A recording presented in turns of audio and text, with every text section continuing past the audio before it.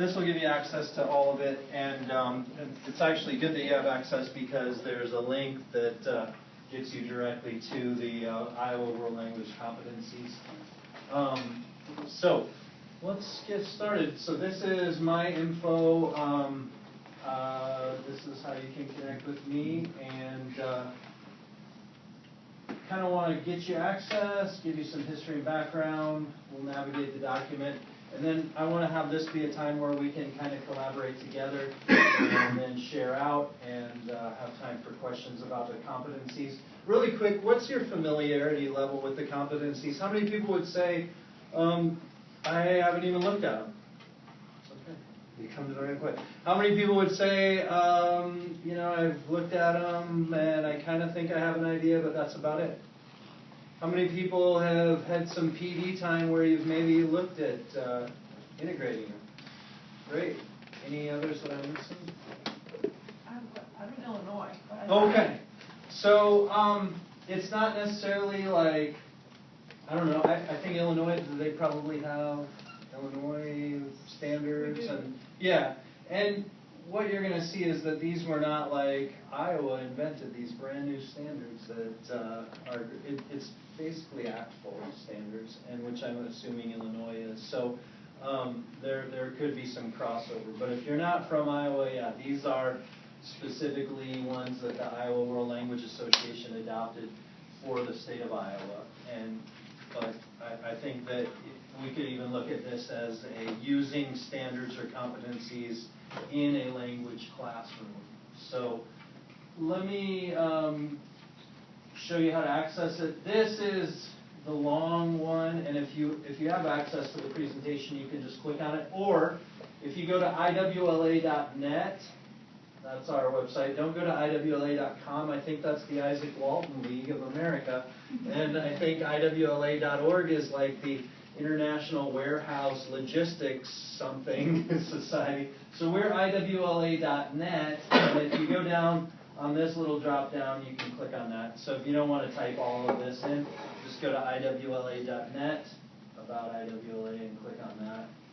And then you'll have to, it'll have a little write-up, and then it will have a hyperlink to the document. It's a PDF document.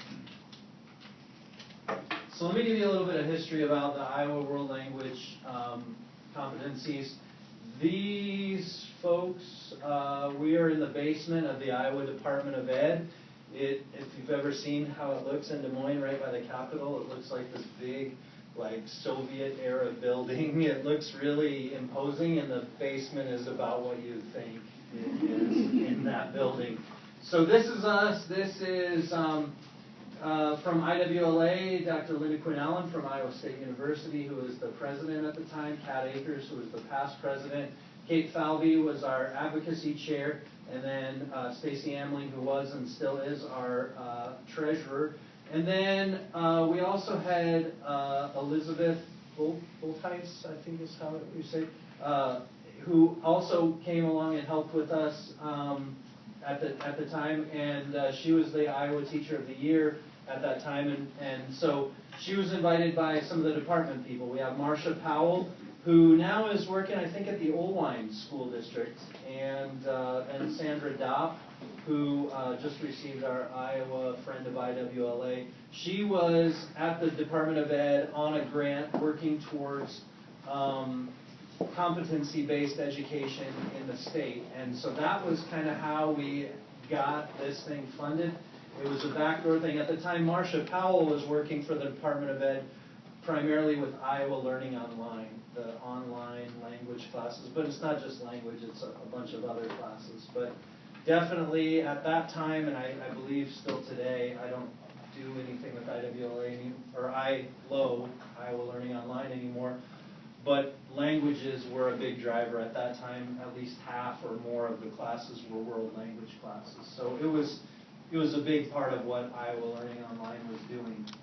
So a little bit of back history. 2013, there was a team, IWLA had a team of teachers trying to put together some sort of Iowa standards like Illinois has, like other states had. And there were some meetings, and I think Kim was involved with some of it, And it just was really hard to get traction because, I mean, we're teachers, it wasn't a paid position, it's hard to do. And so not a lot of traction came. It was Iowa Learning Online in the 14-15 school year that really helped get this thing going. And the reason is because people who were contracting with Iowa Learning Online were contracting for them to teach world languages at schools that maybe they didn't have a strong program, and that's why they couldn't find a teacher. But the problem was that they would put their kids who'd had 3 years at this not very strong program into Iowa Learning Online, and they weren't ready for that level work. And so Iowa Learning Online said, we got to figure out a way to place these kids. We need some sort of like criteria or standards.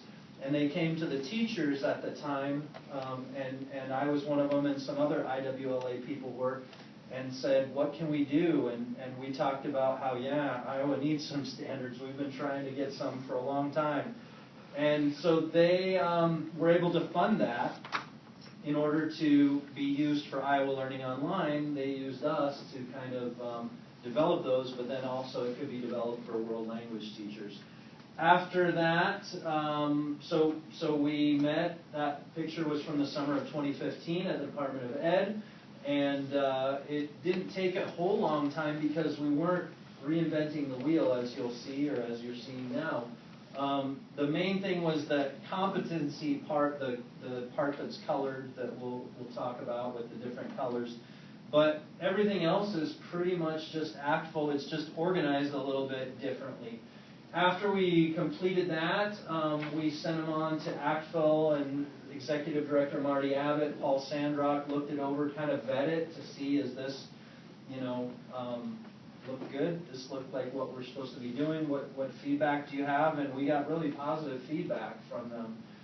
We also put out a survey to our members in April of 2016, and we got some good feedback on that and made some changes based on that. And then finally, the board approved it July 9th of 2016. And so our current work, Pam Wesley, the president of IWLA, and myself have been going around just trying to do training. So if you, Iowa teachers, if you would like us to come and do a workshop, like a 2-3 hour workshop at your school, we would be happy to do it. Just contact either me or Pam Wesley, and we can come in. I was just in Davenport on Tuesday doing a workshop at Davenport Central High School on the competencies. So, give you a little background why. First of all, that group in 2013 started because of advocacy. They met with then Department of Ed, head of the Department of Ed was Jason Glass, and were lobbying, advocating for a state supervisor of world languages. And Jason Glass came back to the executive board at that time and said, well, you don't even have any world language standards. What would that person even do?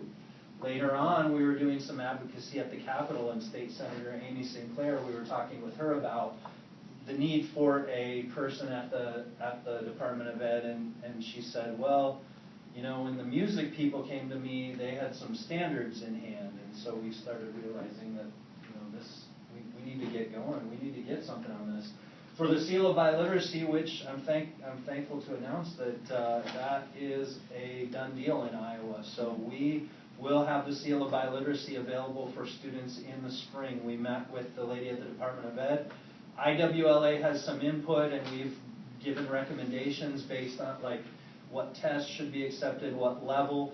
Ultimately, though, it's up to the Department of Ed, and I don't know, we haven't done a whole lot of work with them to know if they're going to just not listen to us or listen to us or what. So I can't give you too much details because it hasn't been finalized. However, we did hear from the Department of Ed that when these things pass in the legislature, the idea is that you will have everything, all your ducks in a row by fall to tell the schools, and then next spring you can issue the Seal of Biliteracy. So it seems like there will be something concrete this fall, because every year the Department of Ed sends out to the schools here's what passed in the legislature, and here's how that affects you, and here's what you need to know. So stay tuned with that. Definitely at IWLA conference time, shameless plug, the 12th and 13th. Academy at the DMAC campus. Senior Woolley will be there, Bryce is coming back. There will be a lot of good CI folks, Jim Tripp, Craig Klein, Paulino Brenner, a lot of Madam Shepard from Missouri, Jeremy Jordan from Missouri. There's going to be a lot of good people. So I recommend you coming. We're going to have workshops on Friday, the 12th. There will be 2 workshops, an AM and a PM, $25 for the workshop, 3 hours with or whoever. And then we'll have a exhibits gala that evening. So if you can't get Fridays off, I know that a lot of people have, weird schools where they don't let them go. Just come. We're going to have a bonus session around 4 o'clock Friday night. We're going to have the AATSP, AATF, AATG meetings. And then we'll have an exhibits gala with some cheese and hors d'oeuvres and stuff from like 6 to 8. Come to that. That's free, open to anybody. But yeah, you don't have to necessarily, we're not going to check, were you a workshop or a Saturday person. Saturday is the main day. Saturday, looking at $100 for early bird, and Saturday is our full day. Like what it used to be on Friday, that's going to be on Saturday with the awards luncheon and the keynote speaking, the keynote speech by Senior Woolley, the sessions going on throughout the DMAC Ankeny campus. So if you can't do Friday, just come Saturday. Then the sub part is out of the equation, and again, keeping it affordable at like $100. And there's going to be a lot of presenters, good presenters that usually you have to go to Asheville to hear. So that's my shameless plug for the, and there will definitely be a Seal of Biliteracy workshop or / presentation of so you want to implement the seal this year, basically. I found, as I've been working on this, these are empowering. So this is where it goes to other state, your state standards or competencies. The more you know about them, or if your state just uses ACTFL, the more you know about the standards, the more empowering it is to the teachers. I found it very empowering. And let me give you an example how it was empowering with my administration. When I had administration coming to me saying that, students don't feel like there's a whole lot of rigor in your class. As CI folks, that's what you get that, right? Like, you're just kind of like telling stories, and they don't really have any vocab lists. I feel like sometimes students, it's discouraging, especially if those of you, I don't know what part of the path you're on the CI journey, but especially if you're going from like worksheets and lists and the traditional grammar type skills, like you're going to circle which one's preterite and which one's imperfect, or fill in the blank type stuff. That's, for students, it's a lot easier for them to measure their progress in a way. And so I kind of feel like as a CI teacher, you need to be extra, you really need to teach your students about proficiency. I hope you guys all saw Kim's proficiency journey. You need to be intentional about that, because students are going to start saying, I'm not learning anything in this class. And especially if you've got colleagues maybe that are more traditional, and then they come to you and then they're like, in the other class we learned a lot of lists, and here we're just talking and reading. It was empowering to me with my admin to say, but look what my students can do, and look what they should be able to do, and look what they're able to do. At first it was hard until this year we did the Apple test, where I had somebody outside, because it was kind of like, well, how do you know that? And I'm like, well, I'm assessing them. But is there any outside verification? And I'm thinking, I'm the only department that literally has to do this. But no, there isn't, but let's do the Apple test. And now there's the outside verification. But it was empowering, because I think when I started doing this, I didn't know a whole lot about the actual standards, the competencies, and for me, I didn't know how to like defend myself, and I felt like they were learning. It seemed like they were learning, but I couldn't articulate it. Learning about the standards, the Iowa competencies, and it's going to help you articulate to your admin, and that's empowering. It's going to help you articulate to your parents. I didn't put that on there, but it's kind of the same thing for those parents who are like, my kid says you guys just like, you were like watching a movie and then talking about it. You know, well, yeah, we were doing a movie talk and they were really engaged. And how is that learning? This is the language you need. This is the verbiage you need. It's empowering with students that for the same reason, you know, to share with them. You know, you are progressing. You look what you were able to do, and look what you can do now. I really like that ACTFL and the Iowa competencies, and I'm sure the Illinois ones, are about what students can do as opposed to what you can't do. I kind of feel like the way I used to teach was more about like, yeah, you can do this stuff, but you can't quite do this yet. You know, we can't get in the past tense first year. Like, no, we can't have any subjunctive. You can't handle that yet. That's later on. Heaven forbid a text have some subjunctive in it, you know, like no, that's a Spanish 4 thing. It's empowering to students that yeah, they're not expected to have mastery of it, but by knowing this and by showing them their proficiency progression, it's all about like what you can do, and it's less about like, oh, that's not for you yet. Also, statewide alignment, and I say that not in the sense of like this top-down, you will teach about the culture of Mexico in Spanish 1, and you will teach about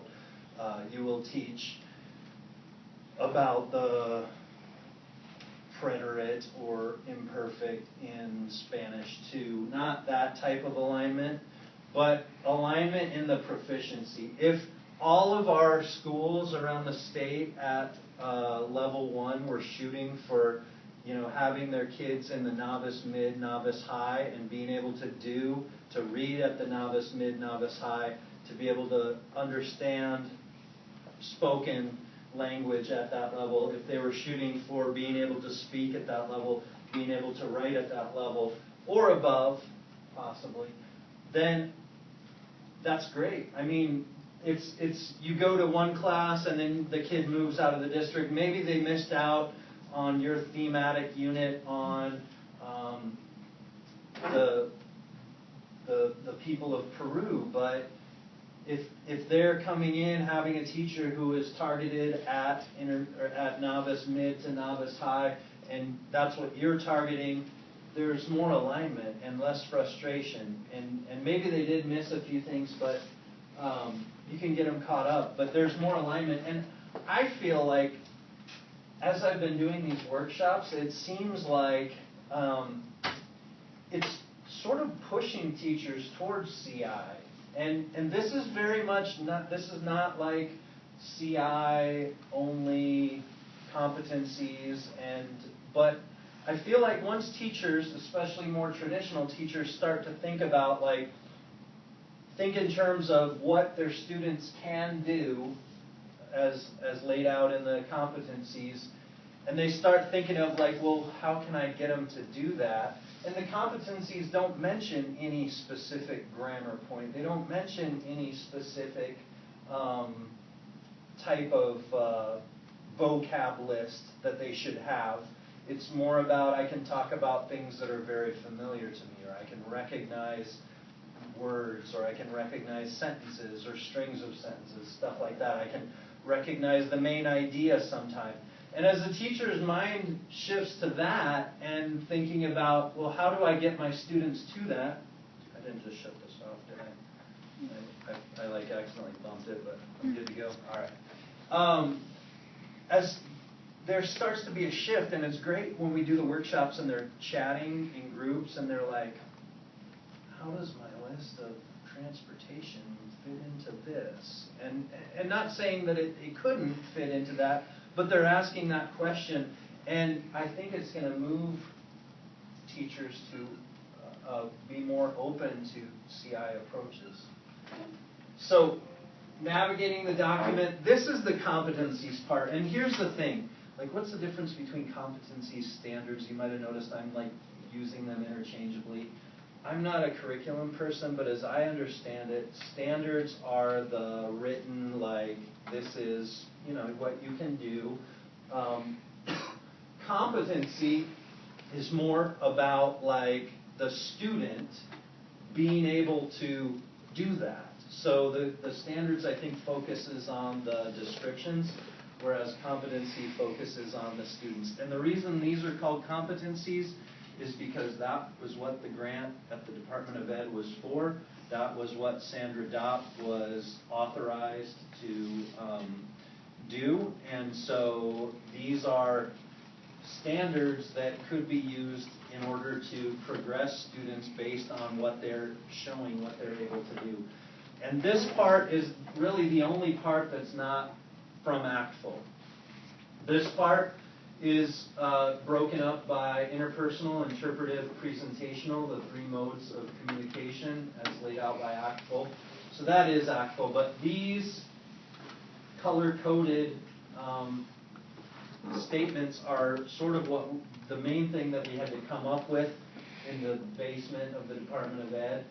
And then also kind of the organization of all of it was what we came up with. But the rest of it, it's ACTFL stuff. And with their blessing, vetted by them, not like we're going off. So the good news is that if you've been using ACTFL, this is no different. And the good news is that, you know, these aren't officially blessed by the state as the Iowa, official Iowa. They're the IWLA, Iowa World Language Competencies. We've had the discussion, what's it take to get the holy blessing from the Department of Ed? And it's a big, long bureaucratic process that costs about $20,000 is the short answer for it. Which they're doing with various content levels, but we're maybe fourth or fifth in line, and they like to do about one a year. So eventually it'll come, but you might, and so I don't want you to get worried like, oh, here's another thing in education they're going to ask us, and then it's going to come change when it's time. I mean, it might change a bit, but I can't see them just revamping ACTFL standards and saying, we're going to do something completely different than what ACTFL is doing. So I don't foresee that, and it's not going to be for a while, as slow as the department moves. So one of the feedback that we got from teachers that was good is they were like, our curriculum people like to see this alphabet soup of like standards, or people saying like, my school requires me to put like what we're addressing in class on the board. And so that's kind of what we came up with, kind of these codes. So each code is broken down like this. So IAWL.1. So IAWL, all of them start. And just think of it, it's 30,000 feet, and it keeps honing in until we get down here and we're novice level proficiency indicator 1, novice low 1 for the indicator. So like this little beauty would be the Iowa World Language Competency Level 3, Presentational Communication Benchmark 1, Intermediate Low Proficiency Indicator 2. So that's what all that is. So if you are at a school that needs that, if you have a curriculum director who loves that, that's there for them, that's there for you. So looking at the main document, and are all of you able to access that? I have one that I printed off. I should have printed off more. But here's, anybody not able to access it? You can look at that. So these competencies, basically this was the page, the color-coded page that I showed you, and then this is the one that I showed you with the alphabet soup, and then it gets right into it. And you'll notice at the top, interpersonal communication competency, world languages level 1 course. One of the choices we had to make is we obviously couldn't make competencies for every different type of language. And what I mean by that is, like a Chinese where there's a completely different writing system, right? So this level 1, maybe a Chinese student would be in level 1 a little bit longer than, say, a Spanish or a French or a German student who has the same writing, especially in the writing levels. I think with CI, it's debatable. I think they could probably get out of, or maybe even higher, the speaking, the interpersonal. The presentational writing, though, I think that's probably going to be low. So we weren't able to focus on all languages, but mainly we're just focused on what the Department of Defense, the Monterey Language Institute designates as like level 1 languages, Spanish, French, German, that are similar to English. And it's also for high school. We have level 1, 2, 3, 4, and 5, because every school in the state of Iowa is required by law, every high school is to offer to teach 4 consecutive levels of world language. So even the smallest ruralist school has 4 levels. And a lot of them have AP, so that's why the 5 is there.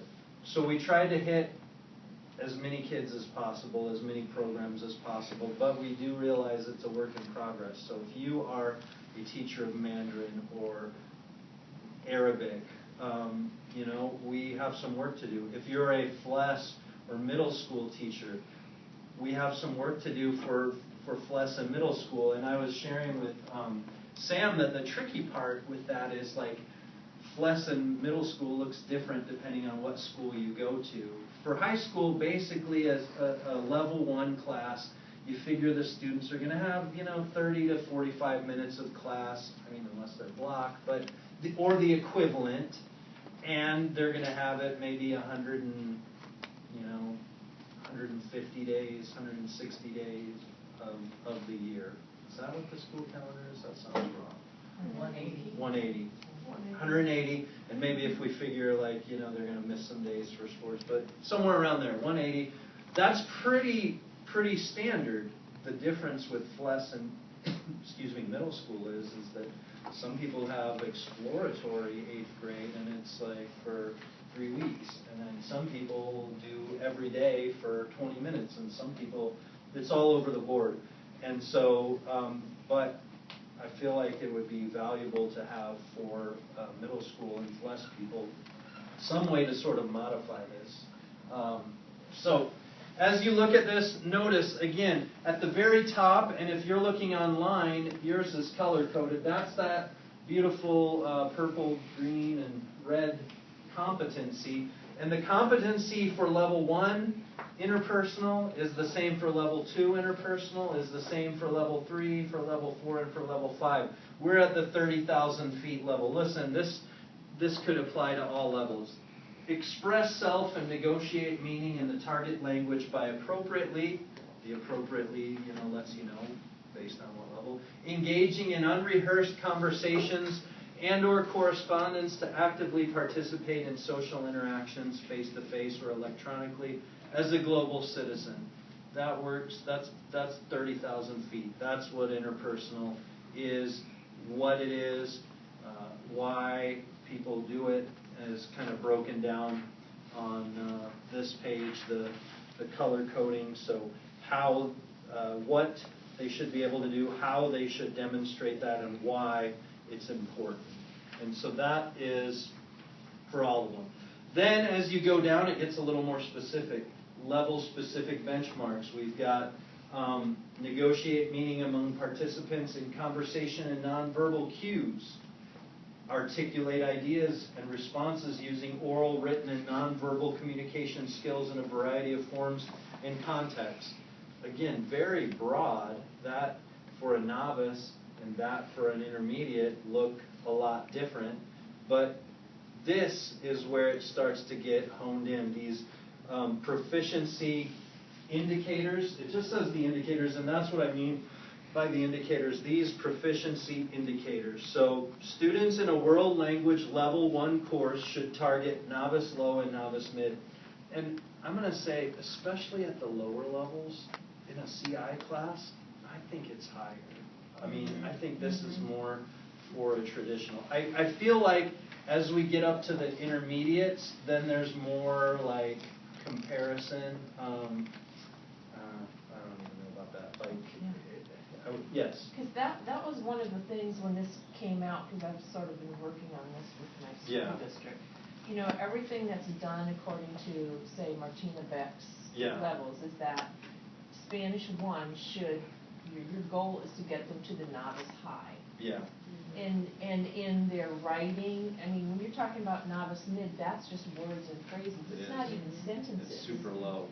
So I was really disappointed in this because, I mean, they're expected to write. So now, according to this means that as long as they can scribble a few little phrases down, I'm supposed to give them an A? No, I wouldn't. Because that's all the Iowa standard says that they have to get to.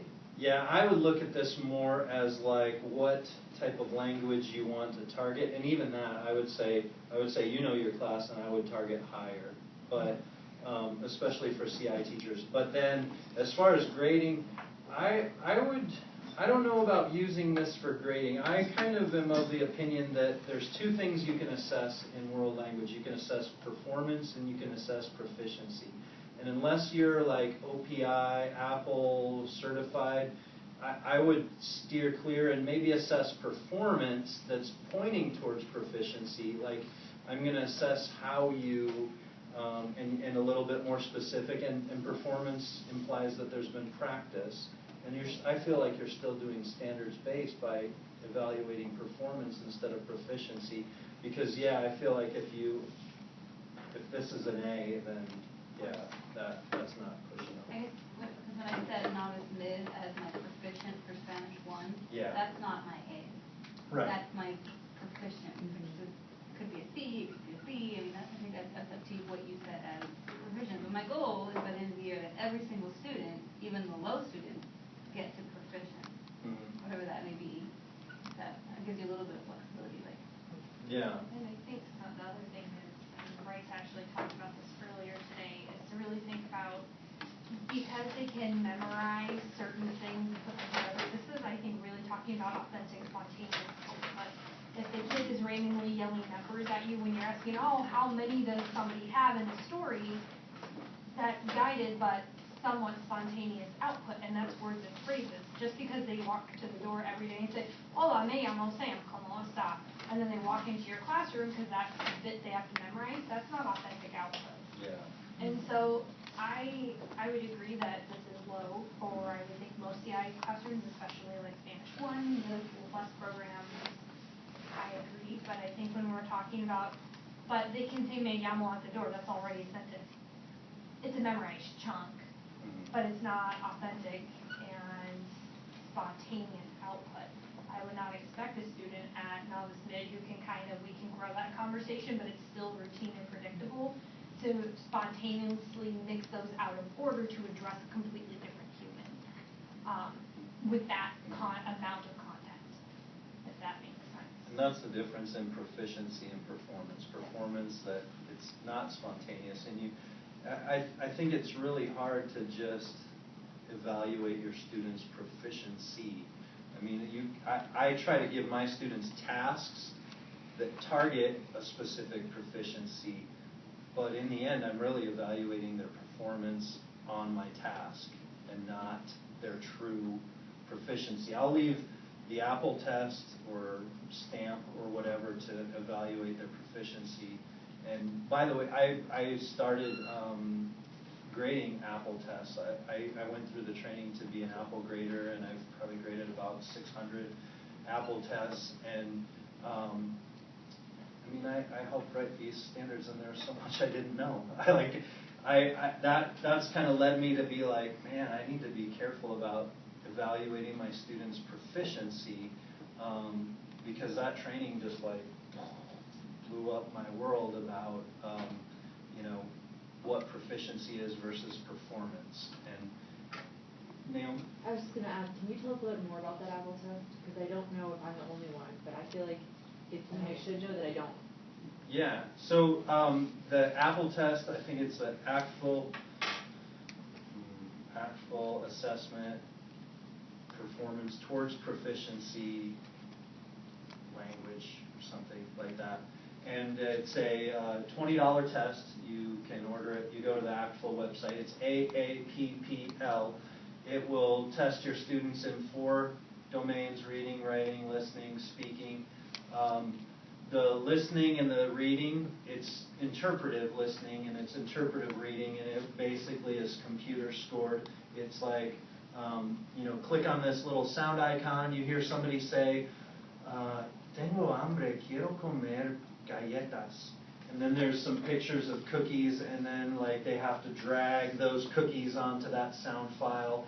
So there's no output on either of those. It's just showing that you received the message. Or the reading one is like, maybe the same thing.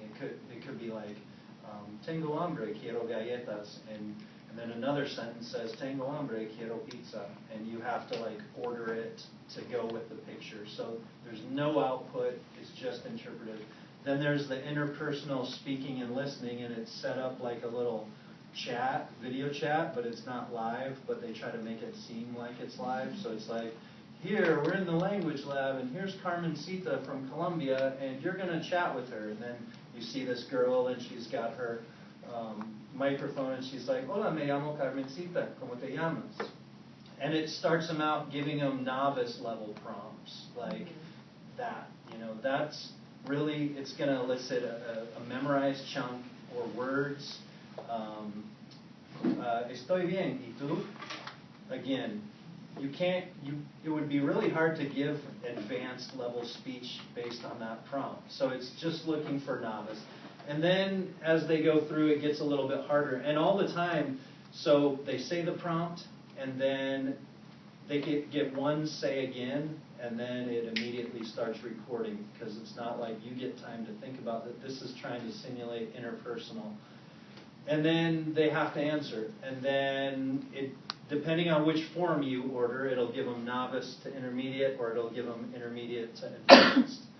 And then those are graded by real teachers who've gone through the ACTFL training. And then there's a writing, presentational writing. And again, if you order the Form A, the prompt is starting like very novice level. It's going to elicit novel speech like, me gusta la pizza, ¿y tú? And so a novice could put C, and we can evaluate them. They can say some words. They understood me gusta la pizza. They can respond y salsa or whatever. And then it gets harder and harder, eliciting, talk about your community. What do you like to do in your community? Stuff like that. Those types of questions. And it changes from year to year, but they have all of that online. And so then those are also graded by a human. Then you get back scores of like in the interpretive listening, your student was novice high. So they match their competencies? They do. They match the ACTFL standards and the Iowa World Language Competencies. And so with the seal of biliteracy, that's a test that could be used among others. AP probably will be accepted, the STAMP. But as far as affordability goes, the stamps, I think they'll give Iowans a discount of like $17.50 if you're buying multiple ones, and if you are an Apple's like $20. But they both have their pros and cons. The stamp is another one. It's by Avant, and it's adaptive, so that's kind of cool. Like they do the listening, and based on how they do in their listening, that's computer graded. That determines what type of speaking prompt they're going to get. And based on how they do in the interpretive reading, that determines what level writing prompt they're going to get. So they don't have, and whereas Apple, it's like you order novice intermediate or intermediate advanced. And the stamp goes up to advanced mid. If you're wondering, like, am I advanced mid? Am I, like, would I do the stamp? Because the Apple just goes, it'll say you're in the advanced level. Could be advanced low, mid, or high, but you're solidly above intermediate high, and you've made it to the advanced level on some level. And so yeah, they're both really good. I've done both of them, and I like both of them. And I know Van Meter did the stamp with their students. I did the Apple with my students this year. And are those on demand, or do you have to have like a certain window? they are. Yeah, I would say set them up, like don't expect to set up your account and order them and have them for that same day. But like give yourself a day. That's all you need. You'll have to set up a teacher account, and I think they verify it, and then you order the tests, and then they bill you or your So school. they can be done at any time. It's not like the AP where it's only in May or. Right. Yeah, you can do any time. And you're supposed to proctor them to keep the results valid. But yeah, you shouldn't let them like go do it on their own. But I have like set up times with other teachers that are going to proctor them. So that's nice. Any other questions on those? Do you remember right off the top of your head for the scale of literacy what their suggestion is for proficiency leveling for I think IWLA is going to recommend that there's tiers. I think Illinois has tiers. So I think IWLA is going to recommend some sort of either bronze or some recognition for intermediate low, because according to Apple, a student who's had 4 years, which is most of the small schools only have 4 years, should be able to, they aren't quite intermediate mid, and so we felt like, we want to recognize these students who, through no fault of their own, just that they live in a small district. I mean, 4 years is, for a lot of students, they could be working their butt off, but they didn't get to intermediate mid. And so we want to recognize them somehow. But the seal itself, I think, will be intermediate mid, and maybe even like a sort of a platinum level for intermediate high or advanced low. We might have some students that actually achieve that, especially if they're robust programs that drop down into middle school and less. So, and that comes from the this performance descriptor. It's these if you just type in ACTFL performance descriptors for language learners, you can get this in PDF. I at a conference paid $5 to get a nice booklet form. But on page 13 of that, it's got this bar chart. And it talks about time as a critical component for developing language performance. And this is what the level 1, the level 2, the level 3, the level 4, and the level 5 of the Iowa competencies is based on. So according to ACTFL, it's got 9 through 10. If a student takes 9 through 10, they've got this bar, and it's right on the cusp of novice and intermediate, meaning that maybe some of their scores will break into the intermediate, but they're not solidly intermediate in everything. So that's why for level 2, we target novice high as the range. I mean, I think you should push your students more, especially if they can go more, but that's kind of the target area. And then it has 9 through 12, so it doesn't say anything about 9 through 11, but 9 through 12 doesn't quite get to intermediate mid. It's just a little bit short of the middle, and so that's, I think, what went into the thought process with the seal. Intermediate low, you can do some. I mean, you're creating with language. Intermediates are creating with language. You're not maybe fully biliterate, and so you don't necessarily get the full-on seal, but you should be recognized for that, because if you can do intermediate low after 4 years, you're kind of right in that sweet spot. But it seems like in most states, intermediate mid's the cutoff for saying you are biliterate. So that's kind of also where IWLA is recommending that we stay. Can I ask a question? Yeah. Since you co-wrote this document. Yeah. You said it empowers teachers to use with admin and to use with students. Students, yeah. What was the intention when you say with students? What were you guys thinking when you drafted this, or how to use it with your students? Yes, and that's, I hope, I've been like talking too much, because I wanted to get to some, I can't find my little clicker thing. That's the problem with Guayaberas, you have too many pockets. And then I got like these pants on top of it. I'll just use the arrow. So to answer your question,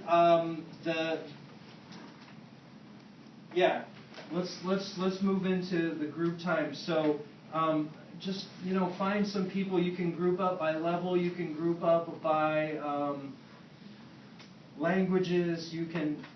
However you want to do that, but having the world language competencies open, let's talk about that. Like, what are some benefits?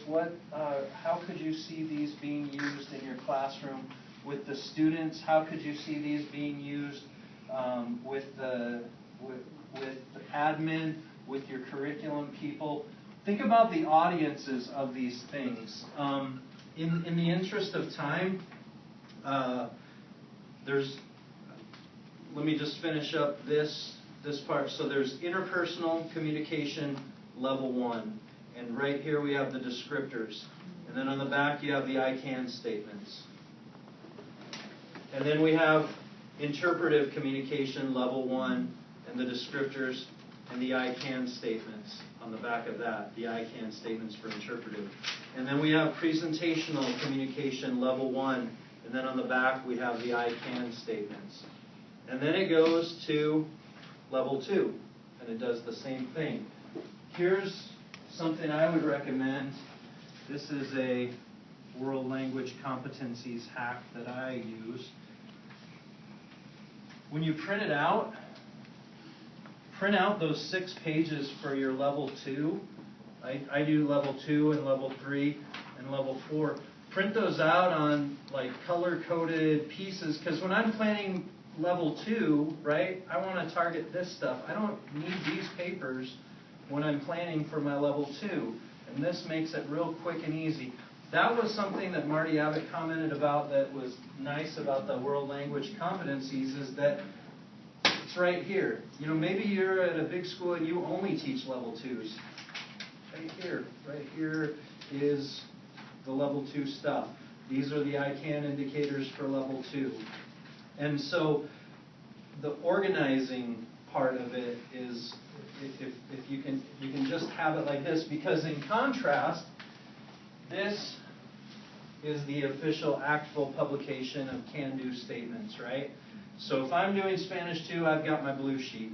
Before, and whenever I do this, I feel like one of those people in like an infomercial where they're like, "Are you tired of?" So, like, say level 2, so I'm targeting intermediate or novice mid, novice high. All right, so novice mid, novice high, interpersonal communication, and then, like those people in the infomercial. Novice mid, novice high, presentational speaking. Okay, good. And then also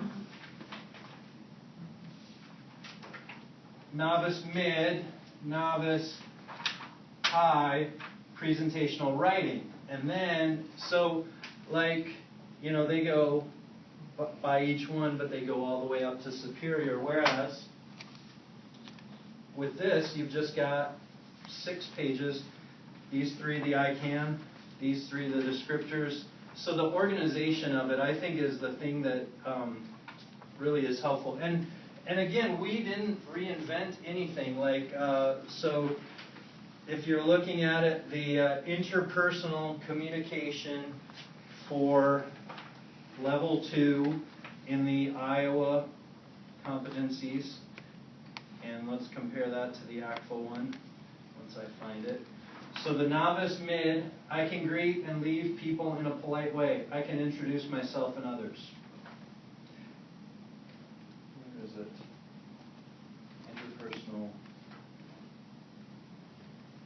I can greet and leave people in a polite way. I can introduce myself and others. I can answer.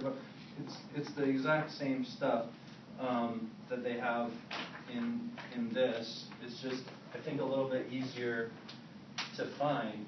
And one other thing I want to point out at the end of this, on the I can statements, have you noticed that in the Iowa competencies as well as the ACTFL competencies, there's I can blank. You ever notice that? I always kind of glossed over that, but then I was at a presentation by Carrie Toth, and she was like, don't miss that. That's saying you are the educator, you are the professional, you know your students, you know your context, you know your culture, and that's showing you that you can add I can statements that suit your students. Maybe your community has, if you're a Spanish teacher, a large Latino population. I can have a basic conversation with someone from my community. You can add that. I can, maybe you're a German teacher in Iowa with its history of German immigrants. You know, I can read a account of, you know, a German immigrant in Iowa or something. So you know your communities, you know your students. Man, I talk too much. So we've got, what, 5 minutes? Yeah. Let's use this time. Let's use this time to kind of collaborate, and I'll be walking around and, you know, maybe start looking at how you could use these in your classroom. Or if you're like, I don't know, ask me and I can maybe point out some stuff. Or yeah, but let's give you some time. Yes. Yep.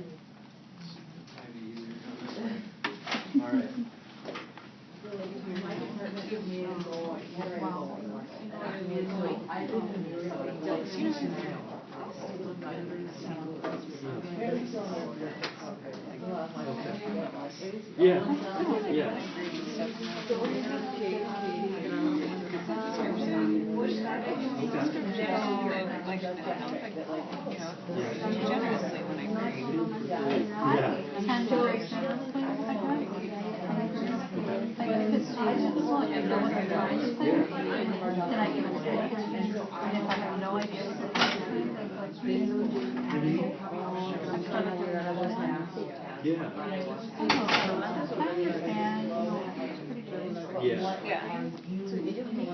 just wonder, like, I guess when I was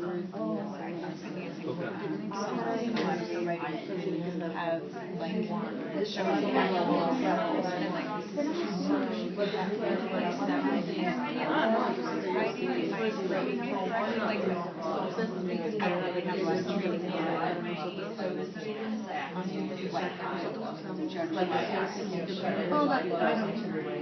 and I'm also curious about grading. That's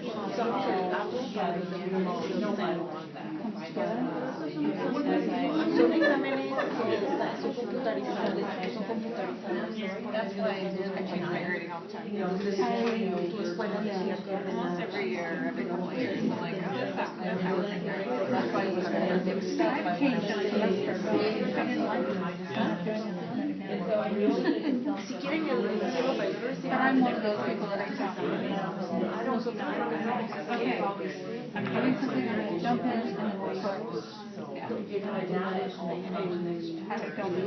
I think too long about it, then I talk myself out of it. I jump in. It's usually nothing and then I look back. This is what it's going to say. No, it's going to say. And I also I just don't quite get the goal. I love it, but I don't I don't know if I just do enough of my own action to get Yeah. I think way more. Right. And then,